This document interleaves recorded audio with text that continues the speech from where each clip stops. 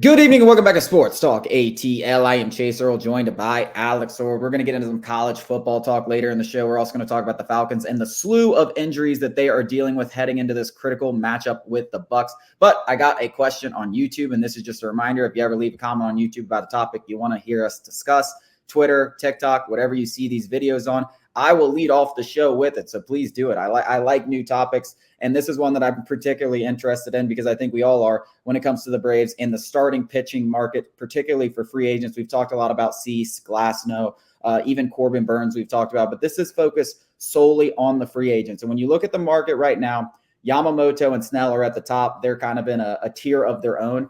And I know the Braves fans would love to hear, hey, they're probably going to be interested in this guy. Like, I just don't see it.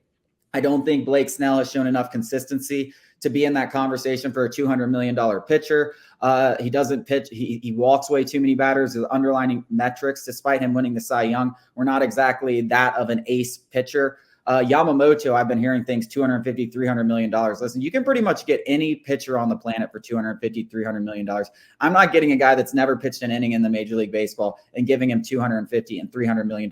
The Braves have never made a signing over 75 million, 5.25, which was BJ Upton. Sounds crazy in free agency. They're not going to do that for Yamamoto at $250, $300 million, who's never pitched a single big league inning in his career.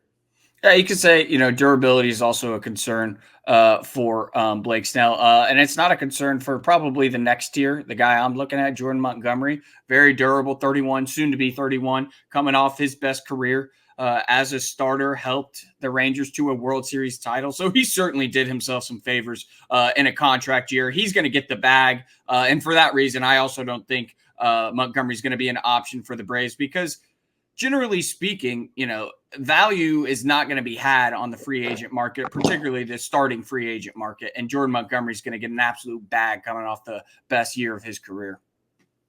Yeah, I don't see Montgomery at all. He to me is a number 3. He's younger than Sonny Gray. He's going to get paid probably the same amount of Sonny Gray just for longer. You saw the Braves. I don't know how interested they were in Sonny Gray. Probably a lot more because he was only going to be a 3-year deal rather than probably 6. I mean, listen.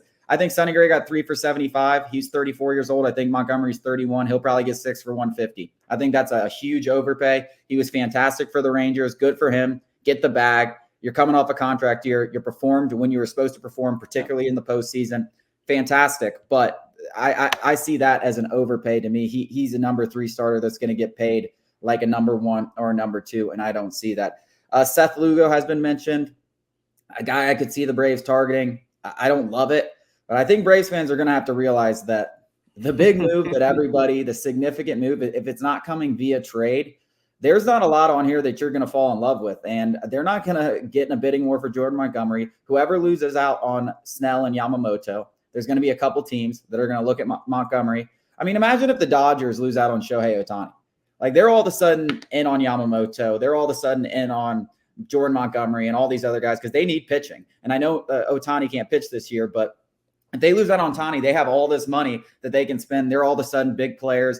They're going to drive up prices on a lot of these guys. So that's why the big domino in Shohei Ohtani is waiting to fall before all these other guys, because everyone will shift their focus to them. There's not a lot of sexy names that I see the Braves going after. I mean, you're talking about Michael Walker. You're talking about Seth Lugo. I'm reading here. Rodriguez obviously signed with the Diamondbacks. Lucas Giolito, maybe you want to take a gamble on him. I like the idea of Giolito a little bit. If you're willing to sit down with Giolito, say, hey, you're good friends, good buddies with Max Fried from your high school days. How about a 1-year deal? Try to, reestablish your value and go into free agency. Because this is a guy over the last 2 years. If he was a free agent 2 years ago, we'd be talking about him like Jordan Montgomery getting 150, 160, 170 million dollars. But he's a free agent now. 1-year deal, something like that. Go into free agency next year.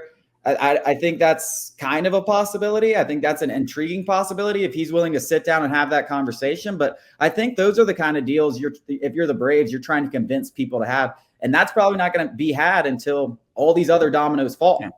Yeah, and another name that kind of fits that similar bill is Jack Flaherty. Once upon a time, someone thought he was going to be a Cy Young winner, and he's really fallen off. But he's only 28 and fits that same bill. One year deal, reestablish your free agent value, and then go potentially get a long-term deal next year. That's another guy. I mean, Marcus Stroman, he's coming off a rough second half, but he pitched well in the first half. Marcus Stroman, he feels like the kind of guy the Braves would never be interested in, and it seems it's all personality based. I don't know the guy. I don't pretend to know the guy, but everywhere he's been, it kind of feels like nobody really wants him. He's a prickly guy, at least on social media. Very, very polarizing character, but he could be another guy. Yeah, I think you nailed it, though, that Braves fans are kind of, they're going to have to swallow this pill that unless it's acquired via trade, it's going to be an underwhelming signing for a guy that's really just going to be an innings eater with potentially high upside. That's really just going to stabilize the back of the rotation, at least as the free agent market is concerned. Obviously, the trade market is very different.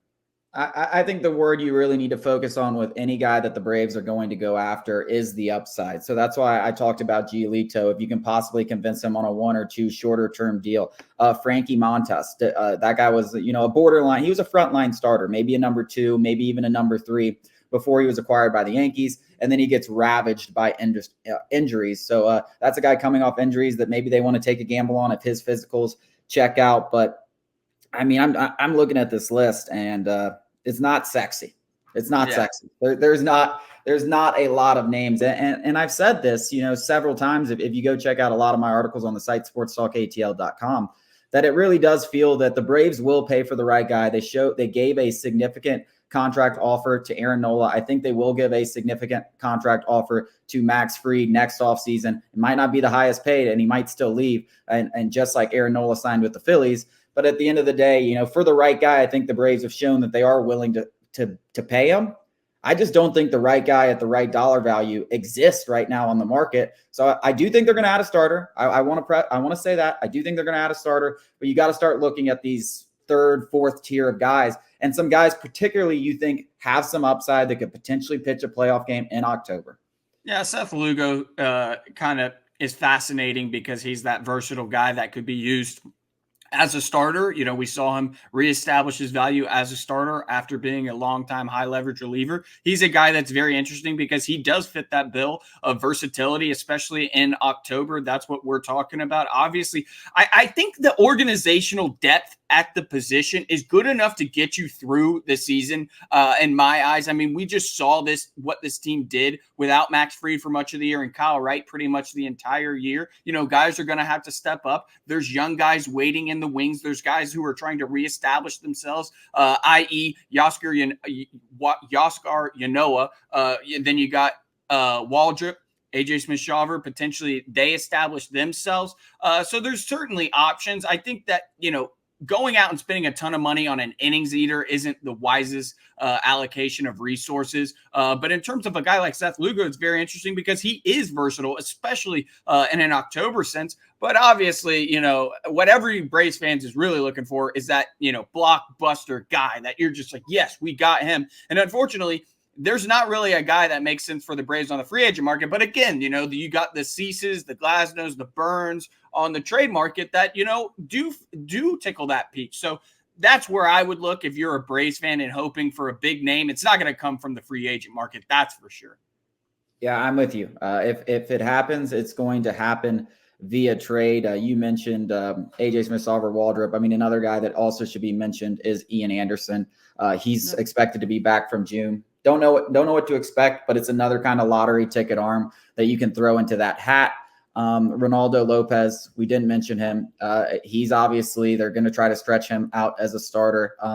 I just think Braves fans, at least I'm coming in and I'm telling you to just come to the unfortunate reality that this might be the group with one more arm that isn't exactly the sexiest name, because I don't know about Glasnow's injury history and what other teams are going to offer. I don't know if they're even going to trade Dylan Cease. As I've said on several occasions, I think it's 50-50 that he's even traded. So I think it's funny that people say, 50-50 the Braves land him. No, it's 50-50 that he's traded. It's like 10% chance that the Braves meet their offer, which, as I've said, and as has now been confirmed, is AJ Smith-Shawver, Hurston, Waldrop, and more. That is what it's going to take. If you think it's going to be anything less than that, You are kidding yourself. You are kidding yourself. It is going to take at least those two guys. He's a true ace. You're not going to get multiple years of control for nothing.